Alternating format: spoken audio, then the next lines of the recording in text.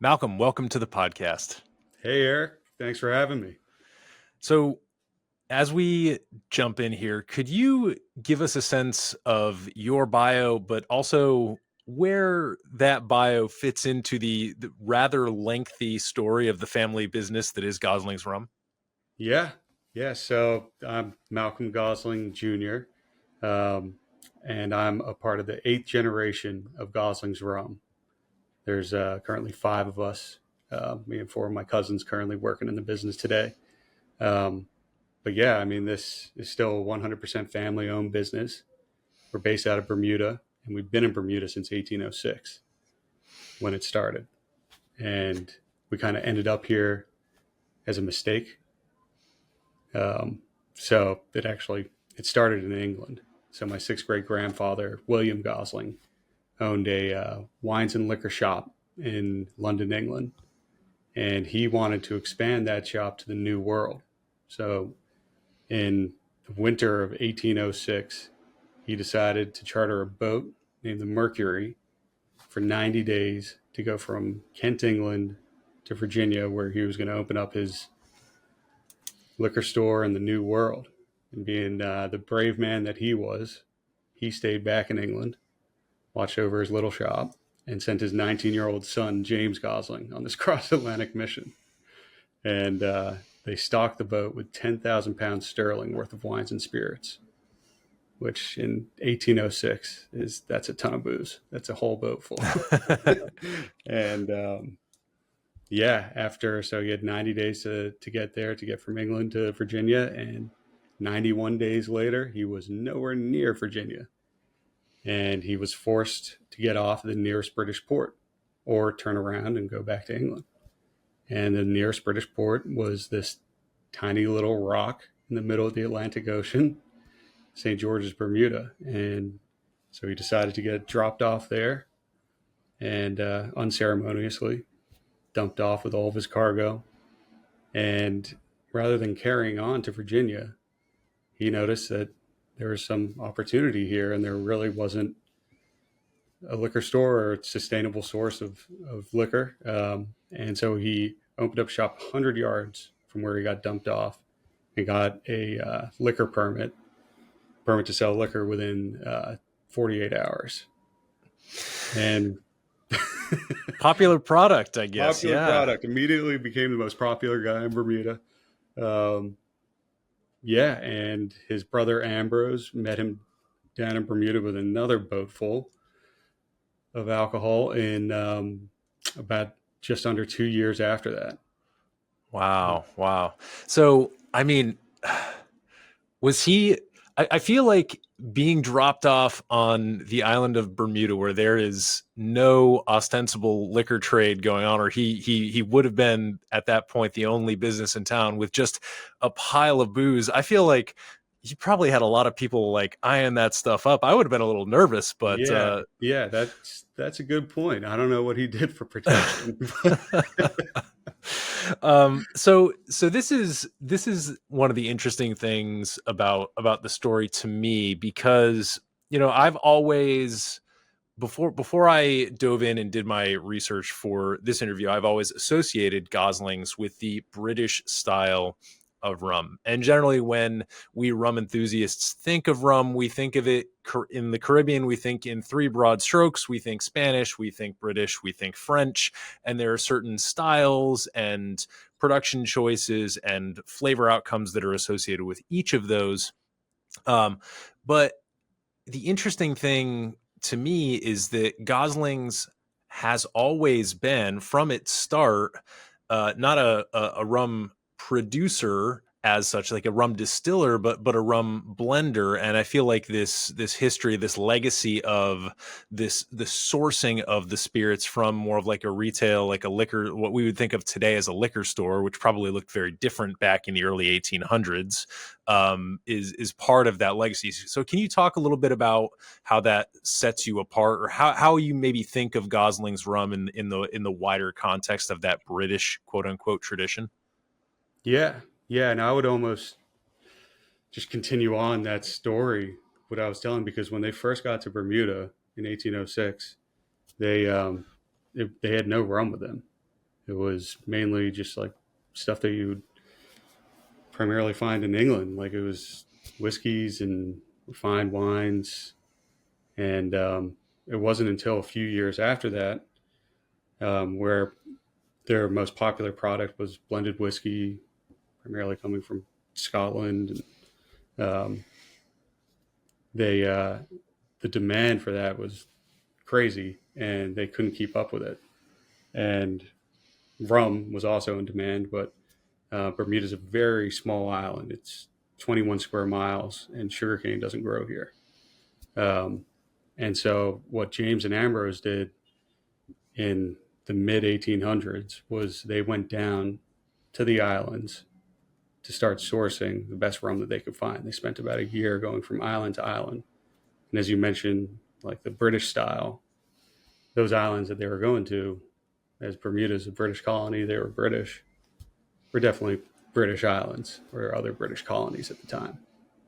And so when they came back to Bermuda with these distillates, they started to experiment with the blending and aging of rums. And it was around 1850, and that's where the what we now know as Black Seal is our flagship brand, and that's when that was created back in 1850. And so it's more or less the exact same recipe that they created in 1850, and some of those relationships with those distilleries have lasted centuries. And I think that's what really sets it apart is, yes, we've kept the tradition going, and it is whatever secret family formula, whatever you want to call it, but it's using again those English style rums. All of the rum blends, all the distillates are molasses based that goes into the blend. So right off the bat, yeah, you could say that's a part of the British style. Um, but where I think what really sets us apart is the fact that we're able to take the best parts from not only each geographical region, but the way they do it, whether it's a mix between column and pot stills, how long it's already been aged, and then that's gets sent to us where we get to really put our like unique touch on it is by blending it and aging it here in Bermuda. And Bermuda really has a climate like nowhere else in the world. Like I said, it's a little rock in the middle of the Atlantic Ocean. And so like our climate is pretty consistent year round. It never really gets below 50 and it never gets above 90. So it doesn't get as hot as it does down in the island. And it gets colder with kind of constant humidity. And again, it's a tiny island. So the way we age our rum, Bermuda's only a mile wide at its widest point. So in our open air warehouses, you're getting that sea salt air right off of the Atlantic in constant contact with those barrels. So I think those factors, yeah, you could kind of say it classifies as British style, but it's it's kind of its own style. And so even just going back to, sorry, I'm jumping all over the place here, but going back to the whole reason why they first wanted to get rum to Bermuda in the mid 1800s, they first wanted to start blending it was to create a substitute that would please the whiskey drinker. And they did that, and that blend that really accomplished that and brought rum to Bermuda was that blend that is now Black Seal, which at the time it was called Old Rum. Yeah, that's fascinating. I'd almost be curious to go back into the documentation, back into the whiskey archives and see what kind of potential disruptions there were in the whiskey world at that time that then made made rum an appealing substitute, which then triggered that voyage that the the brothers took to the various other British isles that all had their established styles, and then kind of cascaded outward into the generation of this blend that is now so universally known and loved today. It's interesting how those little just little mistakes or little seemingly minor historical events or pressure points can cascade forward in time and space and create such interesting little surprises. Yeah, exactly. And just the way that you're trying to do one thing, you're trying to go down one road, and so they're trying to make something that tastes exactly or as much as they could to whiskey, but in turn they're creating a really good rum and going down.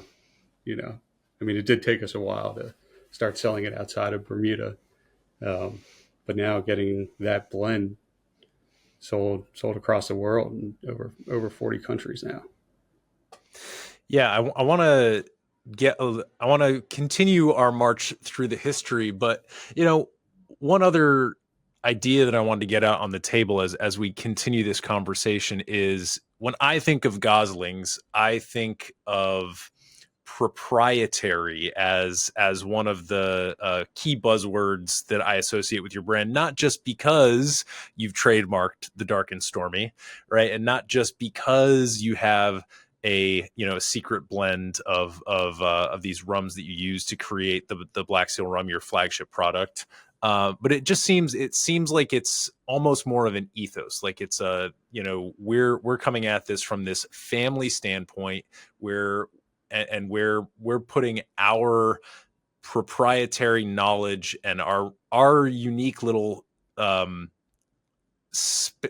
you have this little space carved out on this little rock, and yet from that small space that you literally carved out of this chance elapsed charter, you've kind of spread that proprietary flavor all across the world. So I wanted to get that notion of that multi-layered notion of proprietary out there as we maybe continue this discussion. But Well, maybe our you can take it from there. well, I was going to say our tagline.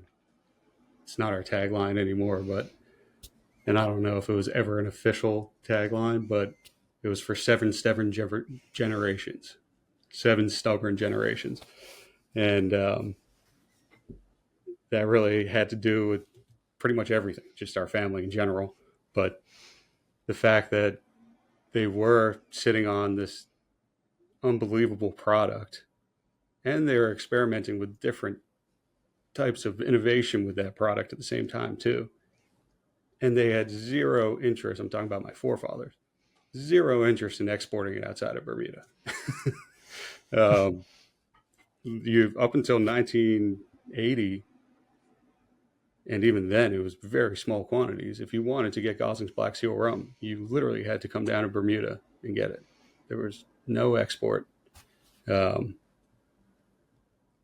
I think just that alone, it being so close to home, you know what I mean? It's like, it was truly as mom and pop family business as you could get for generation after generation after generation. And I think keeping those same values now as we're growing outside of Bermuda is really, really important to keeping that blend and just the whole story of Goslings to continue another 200 years.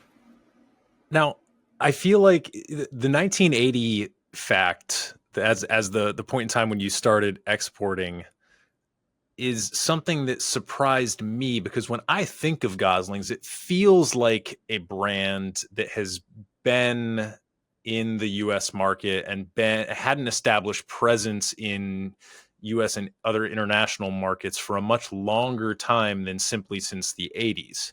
And I also if I had to guess, and this is a completely neutral claim, and I think kind of an exciting claim to make, but if I had to guess, like if you asked the normal person who was maybe really familiar with, like, let's say like whiskey, like let's say you walked up to a whiskey nerd and you presented them with a portfolio of rum brands from around the world, and you said, hey, which of these do you think has been expanding pretty substantially in the last couple of decades. I don't know that they would instinctively pick Goslings as that brand, because it's got such this legacy feel to it. So I don't know. Do you get that a lot? Exactly. Yeah, 100% get that a lot. And then, yeah, people have no idea that we started exporting so late. And so I guess it's a good thing. I guess that in that short amount of time, we've done a pretty good job of getting the word out there. And I don't know if it has something to do with the name, where just like it's one of those things where you know it, you think you know it. So yeah, it's like you're familiar with it. But along with that, even though we weren't exporting, I mean, Bermuda is and has always been extremely popular for tourists, especially in the Northeast, to come down and enjoy their vacations, where they would try this product and they would love it. They would literally bring it back. And I think when you're talking about that length of time, word of mouth can kind of help and move the needle a little bit in terms of just brand recognition. And so you had that. And then one of the main sort of sporting events in Bermuda, and it's been going on for over 100 years, is the Newport to Bermuda Sailing Regatta. It happens every other year. And these boats would come down, and it's kind of what tied us to sailing, the sport of sailing, for so long. And it's what we continued when we did start to export. But when those boats would come down to Bermuda, they would try Goslings, they would have a Dark and Stormy, they would love it. They knew that they couldn't get it back at home. So they would take cases and cases and cases of our rum back onto the boat. And sometimes barrels, actual barrels of rum. There's a few Goslings rum barrels in Massachusetts and in Rhode Island that date back pretty good ways. But so that kind of gave us, I guess, a jump start when we first started, because that's where we really made home base, is the Northeast in the U.S., and kind of went out from there. But just to put even more in perspective, so from 1980 to about 2000, it was extremely small quantities. It was a few thousand cases, and it really didn't take off to the 2000s, where we did decide to make that our base. And this was all my father, who was tired of, we would literally write letters. People would write letters to us asking where we could buy your product in the U.S., like tons and tons of letters, phone calls, whatever, faxes they were doing back then. And he would handwrite letters back.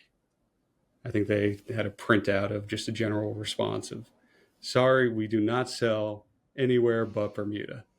And they would literally send these back to general customers, or consumers and potential customers, bar and restaurant owners, liquor store owners. And I think my father got tired of sending those letters out, and really still at the time had to convince my grandfather and his brothers that this was a venture worth taking. Well, maybe that's why I feel like I've seen Goslings around for such a long time, is because I grew up in, I was a teenager in the early 2000s in Massachusetts. So maybe that's, why I have some familiarity of just seeing these bottles on shelves, Yeah. perhaps more than I might have if I was from the West Coast or something. But I think what I would love to do is make sure we hit a couple of things. There's a couple of stories associated with the brand that I think our listeners would really enjoy. One is, of course, the origin of the Black Seal rum, and how that how that name came to be, essentially. And then, of course, the Dark and Stormy, because we've got a lot of bartenders who listen to this podcast. They may be familiar with the overall story, but I think your telling of it is a really nice one. Kind of emphasizes, again, it kind of goes back to that proprietary nature of what you're putting out there. So you can tackle those in any way that you like. Yeah. Well, the Black Seal story, again, goes all the way back. I mean, when James and Ambrose came back and they started to really experiment with these rum distillates, again, the most popular product, or the closest one that they thought could mimic um, whiskey, I guess, um, was one that they called Old Rum, simply because it was the one they left the longest in the barrel. So these guys were not marketing geniuses. They're just like, that one, yeah, call that one old. And it was known as Old Rum for a very long time. And the only way you could get this Old Rum was by bringing your own bottle or any sort of vessel, bucket, whatever, into our shop on Front Street in Hamilton, Bermuda. And we would fill it up for you right off of the barrel on draft. And sounds really cool now. We're actually bringing that back to that Front Street store. I love that. But I guess back then it was really inconvenient. And people, either didn't have an empty bottle and they couldn't afford to buy a whole barrel. They just wanted to get a bottle and go home. So we started to recycle or reuse every single bottle we could find. And so at this time, even still today, we're still bringing in other products into Bermuda, like champagnes and scotches, wines. And the largest customer at the time for that local distributor business was the British Navy. And they drank a lot of champagne along with rum. And so we would deliver the champagne up to the British Navy mess hall. They would drink the champagne, and then we go back and we pick up all the empties, bring it back to our warehouse, where we told everybody we cleaned it out. Can guarantee you they did not. This is the early 1900s. It's just a little island lie, right? Yeah, exactly. And so they would fill the rum up with that. And even so, Old Rum was the most popular rum, but there were still a couple other types of rum. They had rum blends. And so the way that you would tell which rum was which was the color of the wax that they would use to reseal the cork in. And so people became accustomed for calling out the color of the wax that was on the bottle. Old Rum, which always had black wax, resealing the cork. People would just see that. It had no label. And you say, give me the one with the black seal, referring to the black wax. And we listened to this for about 50 years. Realize we're the only ones on the island calling it Old Rum. Everyone else is calling it Black Seal. And then my great uncle Goose Gosling in like 1950 was the first one to illustrate the barrel juggling seal, just to play on words. Which is now our company logo, and it's almost gotten to the point where it's synonymous with Bermuda almost. When we don't have any seals in Bermuda. We have 4 actually that are in an aquarium, and we do sponsor them. I love it. Yeah, of course you need to. And it is obviously an iconic label. And again, it's just that funny little coincidence of like, somebody chose the color black for this one day. It could have gone any number of other directions, could have chosen a different color for the wax. And yet here we are today with that. So I love that. I love knowing that, because I think that's something that a lot of people will just assume there's a different story to, right? Right. It's like Polar, why did Polar, another Massachusetts company, right? Polar Beverages. Polar Beverages, right? Maybe they just like the bear or something like that. They just, sort of write it off and don't realize there's this deeper history to it. And of course, that deeper history is tied to once again rum and the British Admiralty, right? These champagne bottles coming literally from the mess hall. So I think it's a fantastic story, and we got to hit the Dark and Stormy, because I think that's a perfect triangle between the Newport Bermuda Regatta, the British Navy, and an old salty sailor. It's the Bermuda Triangle. Yeah. And so the Dark and Stormy. So legend has it. I think it's important to note that the British Navy was based in Bermuda shortly after the First World War. in the Royal Naval Dockyard. And what they brought to Bermuda was ginger beer. They had a whole manufacturing plant for ginger beer there. I guess sailors loved it, and they would use it as like an ailment for seasickness. And it took the locals no time to figure out that their ginger beer goes really well with the local rum. And so that quickly became a popular mixed drink here. And legend has it, one of these, it was a dark and stormy night, and all the British naval officers were at the Royal Bermuda Yacht Club in Hamilton having a great time. And one of the sailors had a bit too much to drink, and the bartender actually tried to cut him off. And he wasn't just going to cut him off by telling him. He was just going to give him a glass of ginger beer. Of course, this sailor took one sip, realized there was no rum in it, piped back at the bartender, and the bartender eventually poured some rum in his drink. And he noticed that the rum actually sits on top of the ginger beer perfectly. So the sailor kind of picks up this drink, looks at it, and says, "That looks like a storm cloud neither a fool or a dead man would sail under." Followed by "Barkeep, pass me another dark and stormy."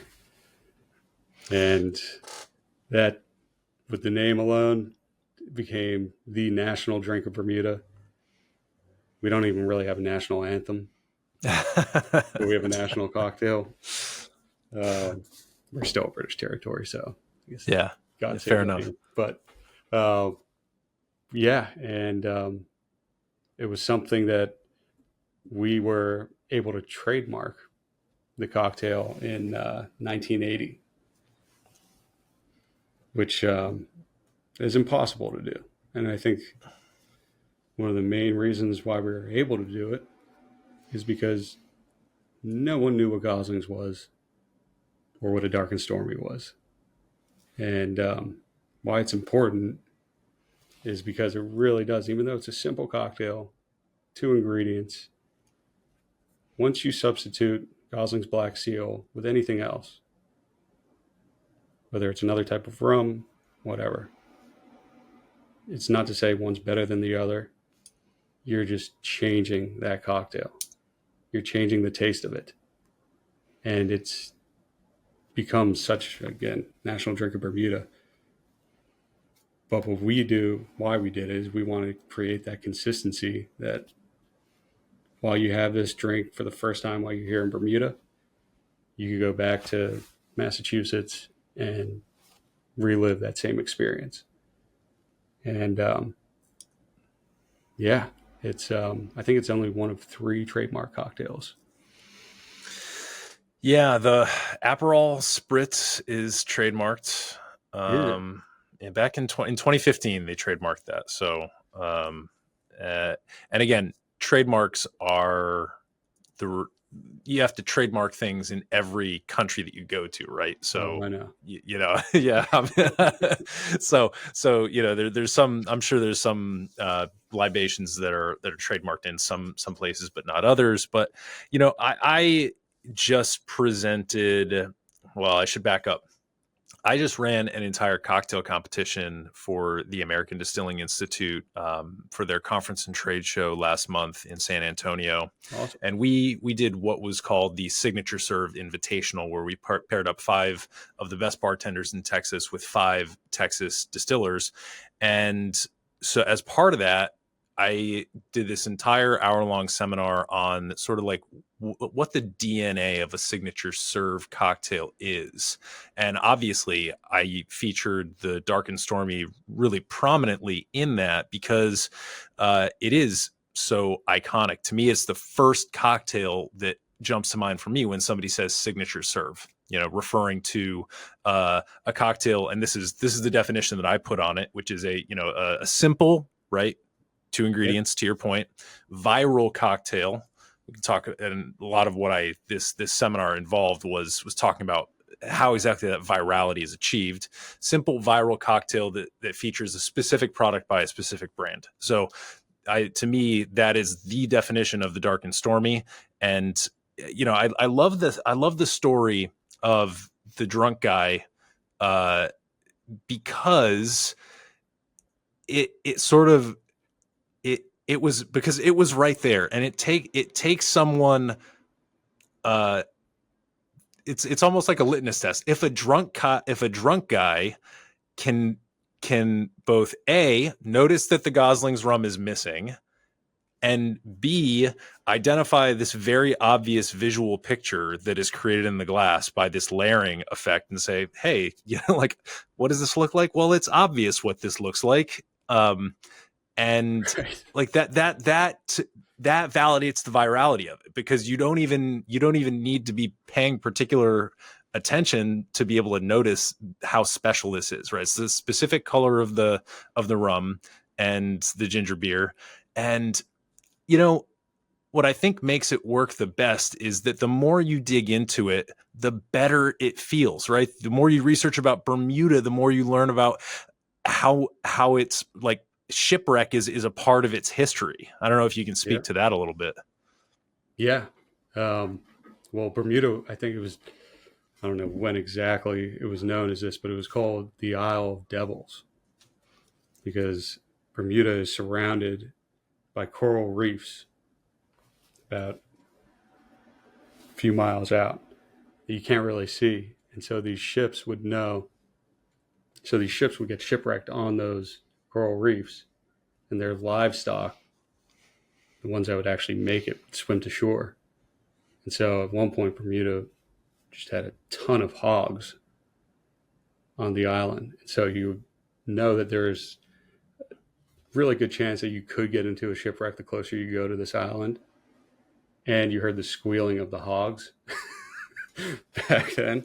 Um, but yeah, there's a ton of history. And yeah, from shipwrecks, um, which there are so many of, and just unbelievable scuba diving, and to just everything in Bermuda. When it comes to golf or sport, even if you're just going to the beach, it's some of the most beautiful beaches. I know I'm biased, but I have yet to find a beach that compares to the beaches on South Shore in Bermuda. So I imagine there's a lot of people at that beach who probably would like to enjoy or do in fact enjoy a dark and stormy as they vacation. What to you is there any way you can break this drink, right? Or like or maybe put differently, in a positive sense, how does one make a proper dark and stormy, as opposed to, let's assume we're using Gosling's rum, because otherwise it's not a dark and stormy. But is there an art to building this, or choosing the ingredients, right? Are we squeezing the lime? Are we leaving the lime out? Is the lime optional? Is there a specific type or spiciness of ginger beer? I know that you obviously manufacture your own. Maybe there's a specific sweet spot you're trying to hit with that. What are the characteristics of the dark and stormy that are important above and beyond ginger beer float of Goslings? Yeah, I think once you get down to that, it's personal preference. I mean, I love some like a squeeze of lime or two limes in mine. My father hates lime juice in his, and but he'll do a squeeze of lime. Um, but yeah, I think once when it's really built correctly, when you put in, you're talking about like a 12-ounce glass, put in 6 ounces of ginger beer, and then you're able to float the rum on top with a lime wedge. I mean, it's so easy. It's really hard to mess that up. But even with that, for people trying it for the first time, you see them just take it, don't stir it, and just take a sip. Ooh. So yeah, and it's just like, and they make a face, and it's like, well, you just took a shot from. But at the same time, like if you're running a bar or restaurant, I think again, I'm very biased. There's nothing better than someone coming out with a tray full of Dark and Stormies poured that way, and people love to see it, and they point it out. And um, going back to you talking about how the virality of it, um, yeah, catches on. But um, as far as ginger beer goes, when obviously I would say the best ginger beer to pair with it is our ginger beer, because we created our ginger beer in 2009, so fairly recently. And the whole reason why we created it is because we couldn't find a ginger beer in the U.S. Uh, there either wasn't a good one, or there really wasn't anything available. Like, the knowledge on what ginger beer was kind of non-existent. Um, and so we kind of, and it obviously was there at some point in the U.S. I mean, Moscow mules, I think, were big in the 1950s, but since then, yeah, it wasn't there. So when we created Goslings Stormy ginger beer, it was with one thing in mind, and that was to create a ginger beer that was the perfect ginger beer for a Dark and Stormy. So it's not too sweet, it's not too spicy. It's really balancing that, and it took a long time.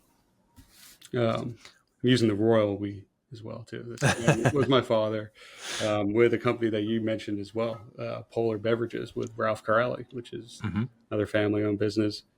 Um, but yeah, and that's kind of just a wild story in itself, because when we first started doing that, the only places that we were really trying to hit with that ginger beer were the bars and restaurants, so we could serve Dark and Stormies. And so we started selling it through our liquor wholesalers in the U.S., which got it into the bars and restaurants. And then a few years after that, it was just wild how the ginger beer took on a life of its own, and Moscow mules came back, and yeah, it's still going. I mean, it's Yeah. hard to go to a bar now and you can't find a ginger beer in the U.S. Yeah.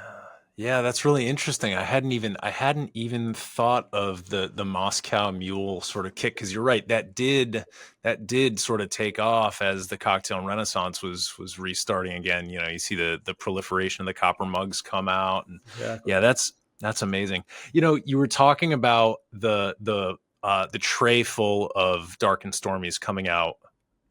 Presumably we're seated on like a covered patio, having some light island fare for lunch, and this tray of Dark and Stormies comes out. Exactly.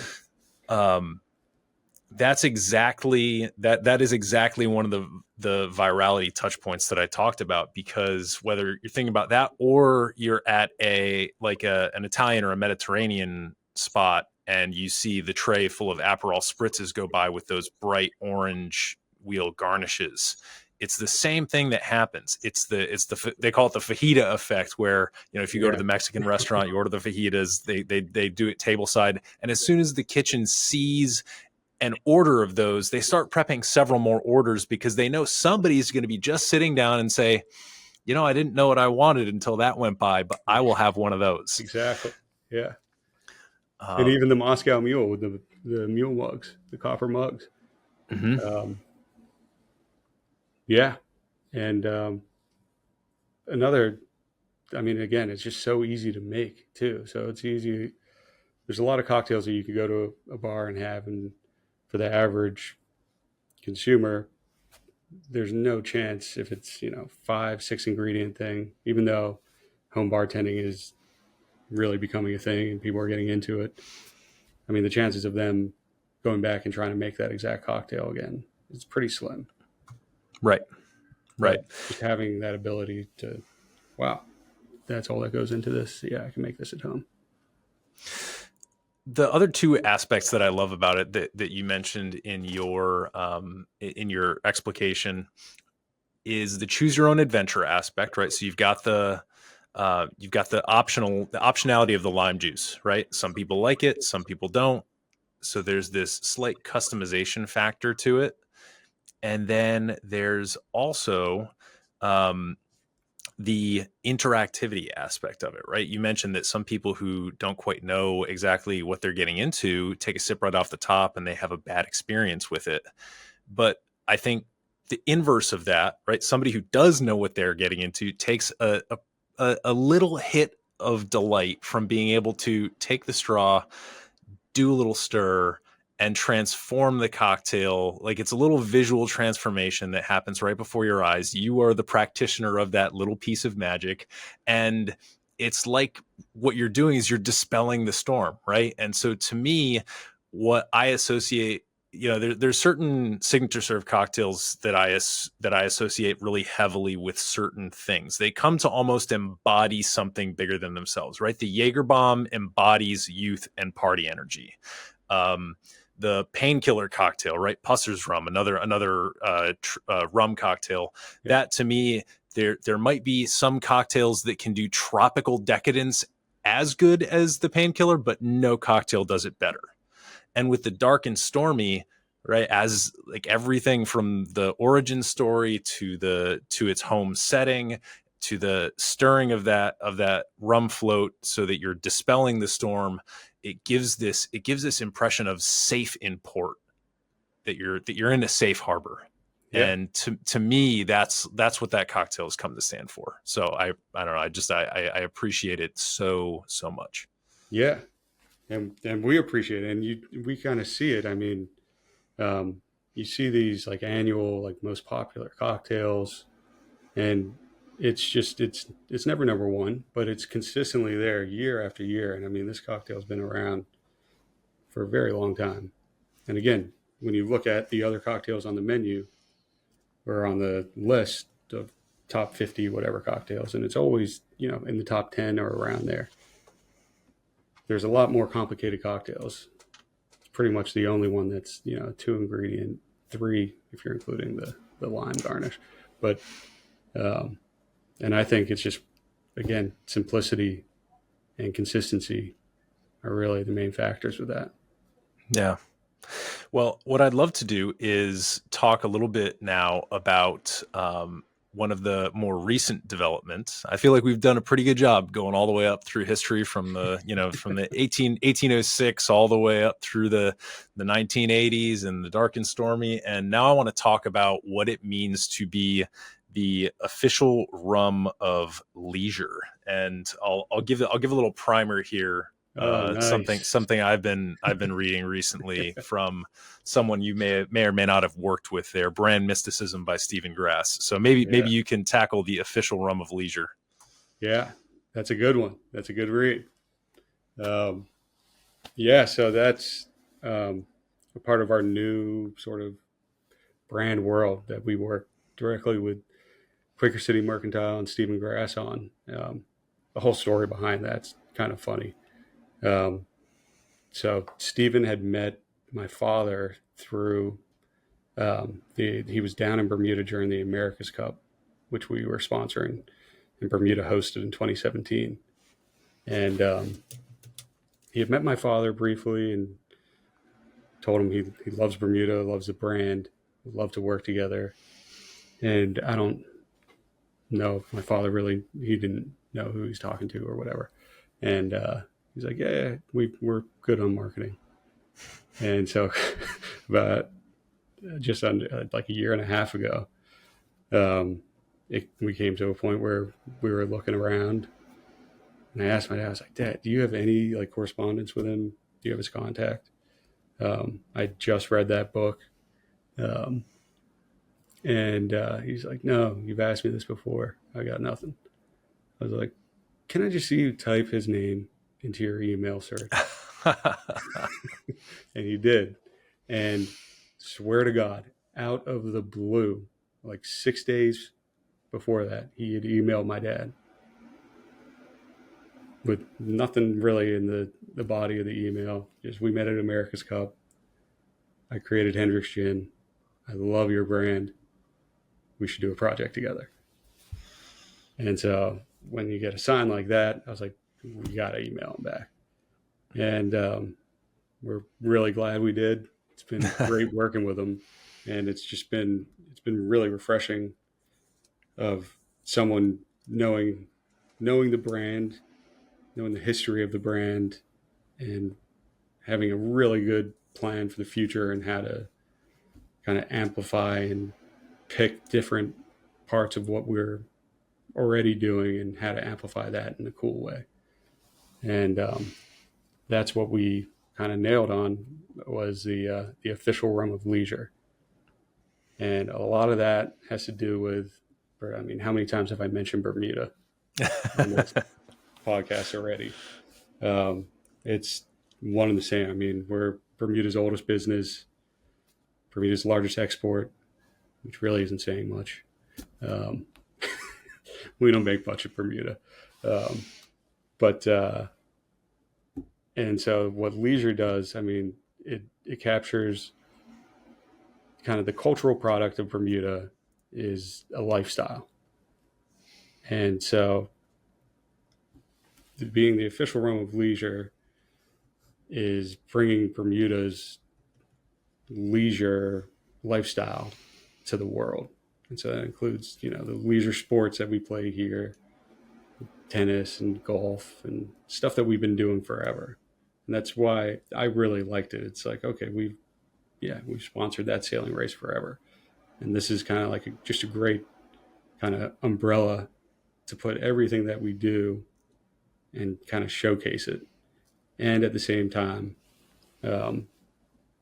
take like some of the stereotypes of Bermuda that people may have of the past or something like that, of being, super preppy, like lean into that and go extreme with it. And almost to the point where it's self-deprecating, and having that kind of Caddyshack-esque humor to it. Because at the end of the day, we're a rum brand. Yeah. We do not take ourselves too seriously. We're all about, having fun. And we've always said that the best-selling tool that we have is what's in that bottle, and it's enjoyment in the bottle, basically. And bringing that party to as many different events and houses, whatever. Hopefully everyone could come down to Bermuda. I mean, ideally, but that's just not possible. So it's I think a really good start to kind of convey that Bermuda lifestyle to people who can't even point Bermuda out on a map. Right. I was curious to hear your take on how Stephen Grass and Quaker City Mercantile like played into that tagline, because at first blush, the official rum of leisure doesn't quite remind me of some of the other like campaigns that they've done in the past. But then I was thinking, because he's known for stunts and kind of like prank things. Like the book is just filled with like publicity things that were done almost for like a bit of a shock factor. And to me, the official rum of leisure is like, it's not particularly shocking to me. I do associate rum with leisure, right? And so I was wondering if there might have been some sort of undercurrent to it. So it's interesting to hear you describe like how you're doubling down on that, almost to make it like a hyperbole. Yeah, exactly. And I think we're still rolling it out, but I mean, we're going to be doing some pretty drastic, which we're super excited about, packaging changes. And I mean, we've gone all in, and everything that we've kind of worked on with them, we've agreed on. Some of it I've had to convince my dad a little bit. Just relax and everything's going to be fine. But it's exciting, and I think it's important. Again, you're a 220-year-old brand. We have to can't just do the same thing over and over. Yeah, and I wish we had time and could go through and taste all of the products that I've seen you roll out recently. Maybe you can just list in brief a couple of the special, more limited releases that you do, so that folks can keep an eye out on the shelves for them. But yeah, I mean, like, to me, I love the official Rum of Leisure tagline. I encourage people to keep an eye out for all those packaging changes and some of the campaigns they're going to be seeing on social media and all that. But tell us about some of the other like non-Black Seal products that people who might be rum aficionados could seek out if they wanted to sample something different besides the Black Seal. Yeah, so we've had it in our portfolio for I think, almost 20 years now. It's our family reserve old rum. And so it's not Black Seal, but it is kind of Black Seal. It's the same blend, but put back into a once used bourbon barrel when it's all blended together and aged for a minimum of 16 years, up to 20 years. Um, there's a large part of the blend that ends up being 20 years. Um, so we've had that, and I mean that's won every award you could think of, but um, double gold at the San Francisco World Spirits Championship, and that's packaged exactly how I was describing Black Seal when it was first put into a bottle. It's in a champagne bottle, has the black wax. Um, so what we've been doing recently um, is experimenting with different casks. And so last year we released that same blend, which about halfway through aging in a once used bourbon, we transferred that to a once used rye whiskey barrel. And that's probably my favorite product right now. We've got more on the way next year. And so that's really exciting. We've got some other barrels that still need some aging to do that are going to be exciting to release in the future. But another product is Goslings Spirited Seas. And so we've done 2 voyages of this so far. And what makes this one so special is that we actually put the barrels on the container ship that goes from New Jersey to Bermuda every single week, goes back and forth. It's also known as like Bermuda's lifeline. Again, we don't make much other than rum. Rum and babies are the only things that we make there. But that cruise ship or that container ship, so we put 60 barrels on there and just let it sit for almost a year. And this wasn't really a stunt or anything. I guess it could kind of be looked at like that. It was literally born out of necessity. It was right around COVID, and we had been playing with this blend that was different than Black Seal, had some of the same components of Black Seal, but completely different.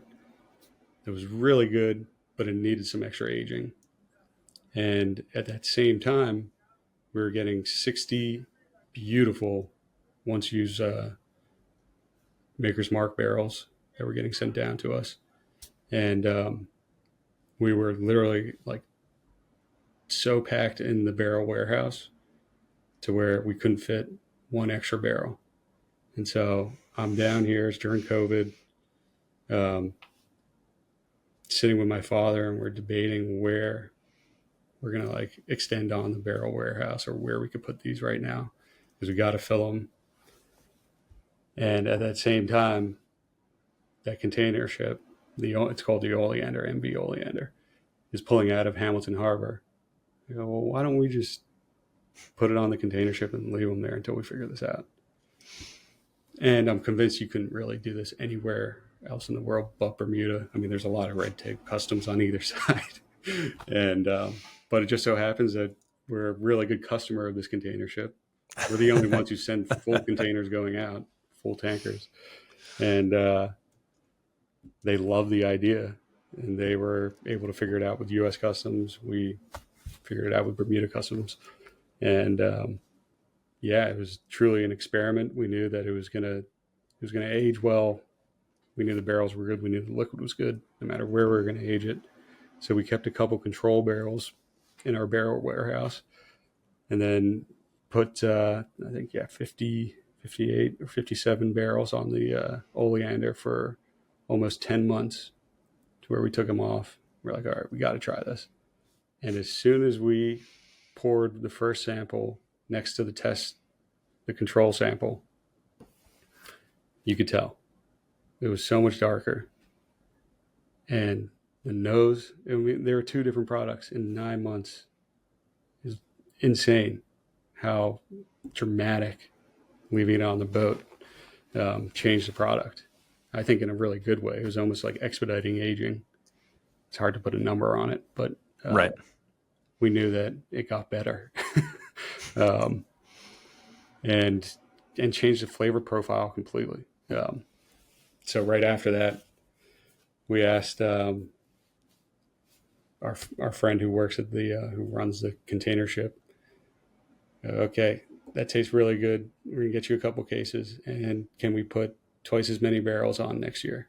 He's like, yeah, we figured that out. And so we have volume 3, voyage 3, on the water right now. So we've done 2 so far, and it's awesome. I love it just to see how much it changes compared to the barrel that we fill at the same time, but also year to year. I mean, again, it comes down to climate. Like, you're putting these barrels, I mean, they're going from New Jersey to Bermuda, which is about 800 miles, crossing through the Gulf Stream, which is always going to be rough. And so when you're leaving New Jersey, say in the middle of January, a few hours into that trip, the temperature could be changing by 30 degrees.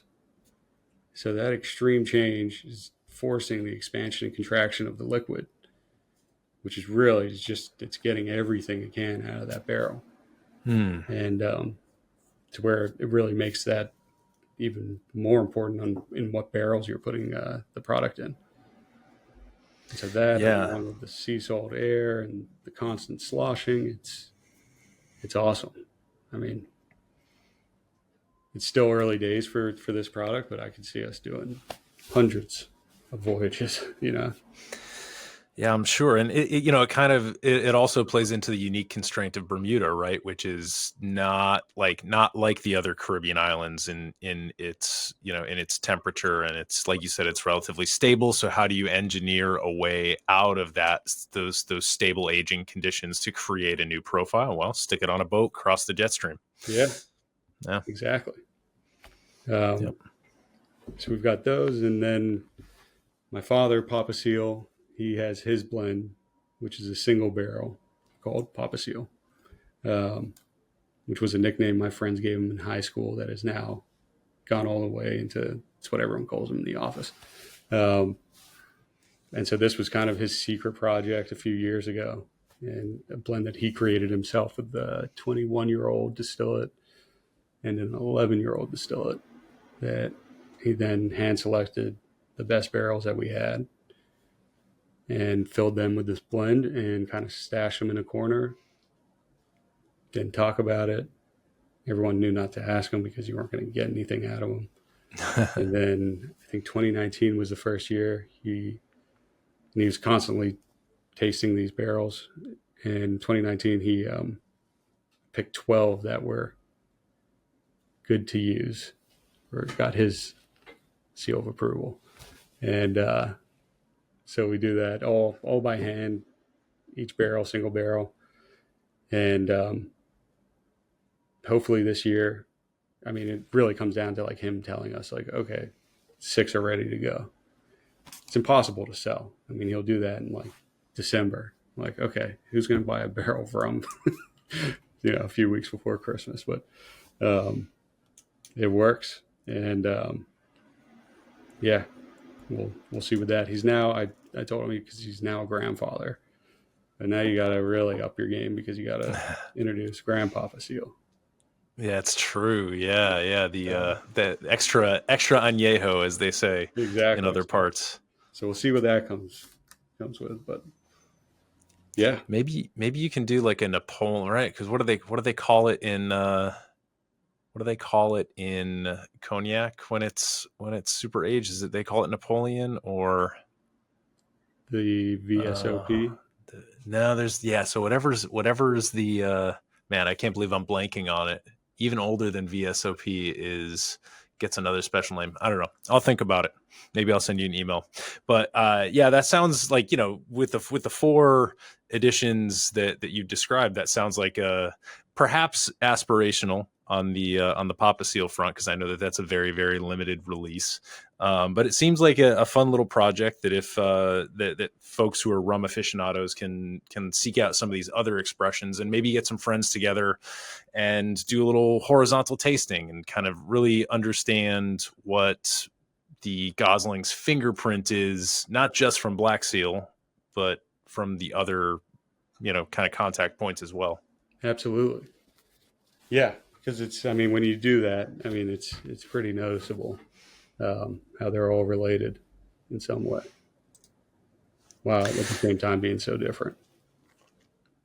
So, Malcolm, I appreciate you sharing all this brand insight and history with me today. Is there anything you want to make sure our listeners know before we jump into a couple of lightning round questions here?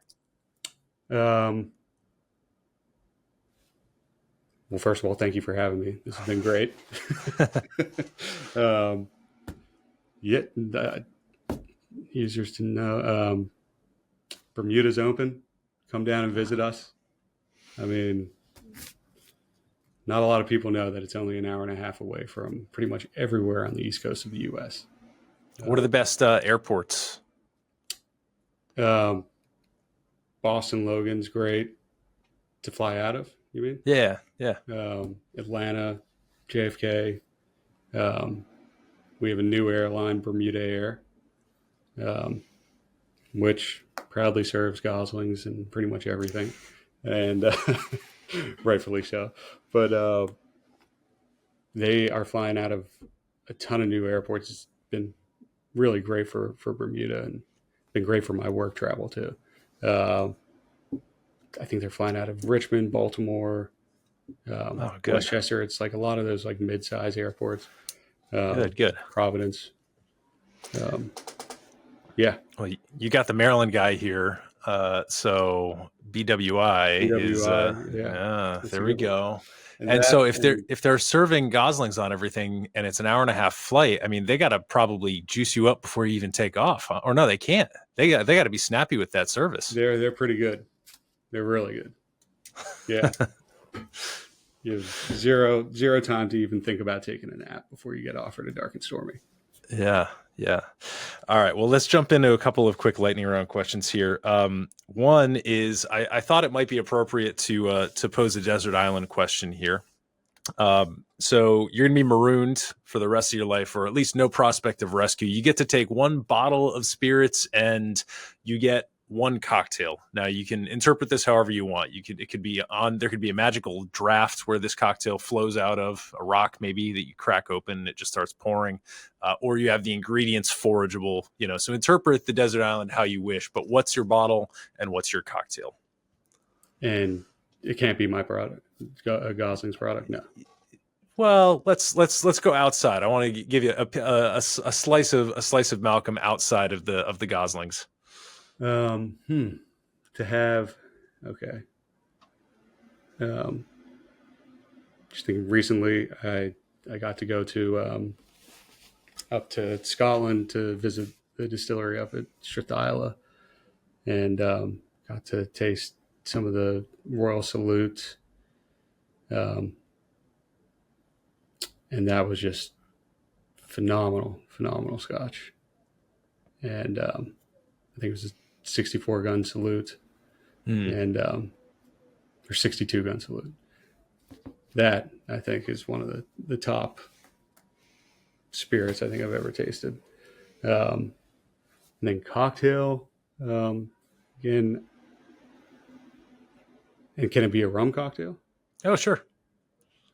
Probably classic daiquiri, or a Hemingway daiquiri is really good too. Or again, I love simplicity, gin and tonic, or, I mean, I got to pick one. We'll stick with classic daiquiri. I like that. Yeah. Are you going aged or clear in your classic daiquiri? And it can't be Goslings. I go Goslings. You go Goslings. Yeah. Yeah, I love Goslings in the daiquiri, but yeah, I would go aged. Yeah, interesting. Well, I feel like that's a little that's kind of a blasphemous little side trend that you can start too, right? It's like I don't think that most bartenders would automatically think like daiquiri, I'm going to throw in some Goslings. Yeah. No, yeah, because it's usually made with a clear, usually unaged, right? Yeah. especially in a Hemingway daiquiri. I mean, Black Seal is just incredibly versatile when it comes to cocktails, and with grapefruit juice, it pairs so nicely with. Um, yeah, I think it was a few years ago. It was after one of the big trade shows in London, and it seemed like every rum producer, rum representative for the rum brands, we all ended up in this one bar, and everyone's ordering different daiquiris, like basically with their spirit that they sell. And then we ended up all trying each other's, and I think the Goslings one was nicknamed the Midnight Daiquiri. Ah, I love that. The Midnight Daiquiri. That's going on the notes. The Yeah. Midnight Daiquiri. See, you know, there's something about your brand that is like a marketing magnet, right? Like the Midnight Daiquiri is a brilliant name. That should be on every cocktail menu. If I Agreed. yeah, that's fantastic. All And right, next very good. question. Next question here. Um, what is your favorite use of Gosling's rum outside of cocktails? Ooh. Again, it's extremely versatile. And so then, if Bermuda, sure, we have the national cocktail, but our national dish, I guess you could call it, is a fish chowder, and it's like a tomato-based like fish soup. Tastes a lot better than I just described it, but it's on the menu in every single restaurant. It's the first thing on the menu, and the recipe calls for a healthy amount of black seal used while you're cooking it, actually in the soup. And then when you get served at every single restaurant or bar, doesn't matter where you are, it could be a white tablecloth, steakhouse, or just a pub, someone's going to come around with a cruet set of sherry peppers and, again, Gosling's Black Seal, which you garnish your soup with. Um, that's a really good way to use it. Um, Rum cakes, obviously, that's no brainer. My mother actually, she made this like rum glazed ham, Oh, and that's really, really good as well. now do people ever use it like smash a bottle to christen a sailboat or a ship or anything like that? Oh, yeah, right. You got me so. Yeah. I was about to list like six other foods. But yeah, that's in Bermuda. We have what's called a roof wetting ceremony, Oh, and that kind of dates back to the first houses that were built in Bermuda, because there's no freshwater reserve anywhere in Bermuda. We get all of our water from rainwater, and which again is another point to what really makes our products unique too. Is that's the water that we use. Um, so all of our houses were originally built way back by shipbuilders. So all of our roofs kind of look like an upside down ship to catch the water that's from the rain, and it's all made out of Bermuda limestone, and which kind of acts as like a natural filter, and it goes to a tank underneath the house. And so, because that's such an important part of even how you live in Bermuda, as soon as that roof is finished, when you're building a new house, you have this roof wetting ceremony where you come just like you crack a bottle of champagne over the hull of a ship for a new ship build. You pour a bottle of Gosling's Black Seal on the roof to christen the roof, to christen the house, which is followed by a big party uh, for all the workers and everyone. And yeah, very cool tradition that is still going on. And you see these big companies that come down and they'll build their Bermuda headquarters down here, and it doesn't matter where they're from, but they're there pouring Black Seal out to christen their roof. I love it. I Yeah, love that. very cool tradition. Last question here. If you could have a cocktail or a dram or split a bottle of Papa Seal 50-50 with anyone in history, past or present, who would it be? Where would you go? What would you drink? Just kind of paint us a picture. I mean, we've already talked about him so much. It would be great to just like hear it from the horse's mouth. Either James and Ambrose Gosling. I know it's kind of a lame answer, but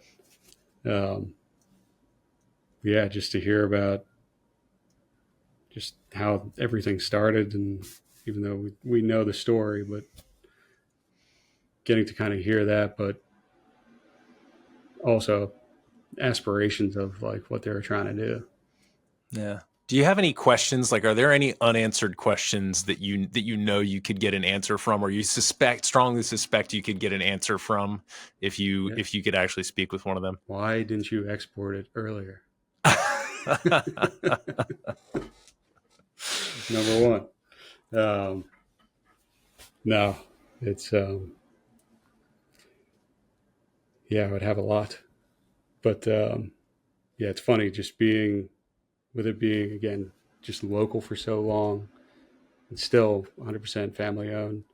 Um, we have such great like documentation of every generation and like what that generation did, and what they're like known for. And right in our boardroom, there's this bottle of it just says Goslings Jamaica rum on it, and it was marked, and then on the back, it was marked on the first day of the war declaration of the Second World War, and it was to be drunk, to be opened and enjoyed on the day of victory, and it's only about half full. Oh, which is wow. awesome. And there's just so much cool history that's like right there, and then the amount of like characters throughout even if they weren't even really involved with the company. Like I don't know if you've heard of the swizzle machine that we have. No, no. So the rum swizzle, which is like a rum punch, Bermuda rum swizzle, is a close second to the Dark and Stormy in popularity down here. And we had a wacky aunt, Aunt Sheila. You there? Yes. It was for, sorry. Yep. Sorry. Yeah, something happened. We're good. Okay. So we've got Crazy Aunt Sheila. Crazy Aunt Sheila. And she would throw these swizzle parties. And she would have like people like her friends from like Philadelphia would fly down for this. And there would be hundreds of people that she would invite over.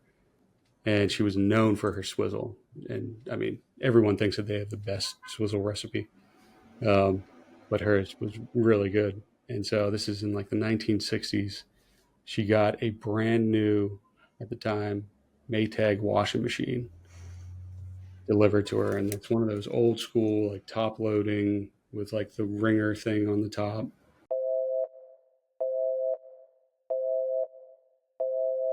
All right. So Crazy Aunt Sheila, before we lose connection here, she's got, and this will be the last story. Yeah. She's got the washing machine, the Maytag washer. She gets a brand new Maytag washing machine delivered to her, and she takes one look at it and decides that she's going to pour rum in it and make her swizzle out of it.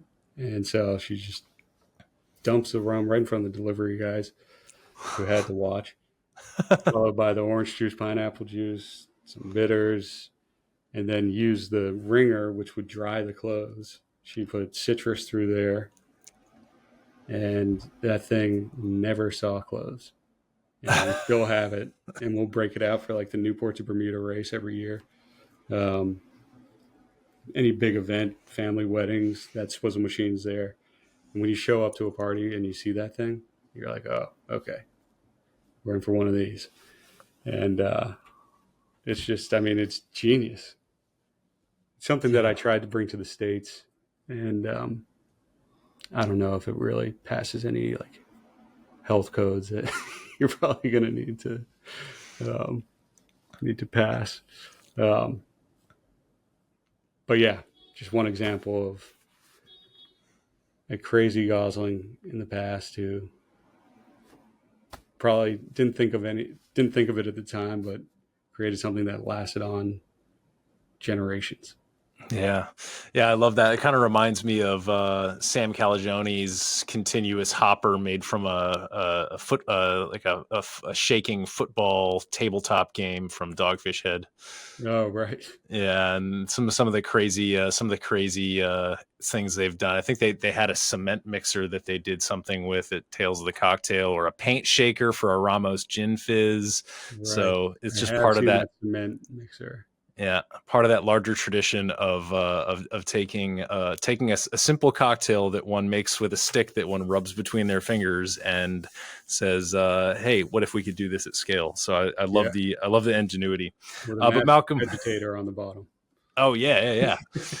Even I'll send you a video of it. it has the column It really is agitator. genius. Yeah, it's like specific to that one kind of style washing machine. Oh man, that's so good. Yeah, very cool. Well, thank you so much, Malcolm, for sharing all of the brand insights, the family history, and the culture around Goslings Rum. I learned a lot. I hope our listeners did as well. Where should they be on the lookout for your brands in the social media space?